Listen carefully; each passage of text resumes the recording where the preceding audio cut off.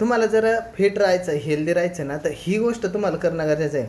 आपल्याला आपल्या शरीराचं पण ऐकायचं आहे ना, आपल्याला आपलं आहे ना मनाचं पण ऐकायचं आहे. ह्या दोन्हींचा बॅलन्स जेवढा चांगला ठेवू ना, तर आपलं शरीर पण आपण हेल्दी ठेवू शकतो. सगळ्यात आधी काय माहिती आहे का, आपले आजार का होतात, तर आपण याच्यापैकी शरीराचं किंवा मनाचं कोणच तरी एकाच ऐकतो आणि त्याच्यानंतर आपल्याला आजार सुरुवात होते. आजाराचं कारण काय आहे, की आपण आपल्या गोष्टी ह्या आपल्या पद्धतीनं मॅनेज करायला प्रयत्न करतो. आपण आहे ना काही गोष्टी अशा करतो, की नाही मला हे पाहिजे, मग मी असंच करायला पाहिजे, मी तसंच करेन, मी हेच करेन, मी तेच करेन, मला हेच करायला आवडतं आणि मग मला हा पदार्थ आल्यावर कंट्रोलच होत नाही, माझं हेच होतं. आणि मग त्याच्यानंतर शरीरावर प्रेशर यायला लागतो आणि मग त्या शरीरावर प्रेशर आला का शरीर त्याला कुठंतरी एक तर स्टोअर करतं, नाही तर मग काहीतरी रॅपिंग करून ठेवून देतं.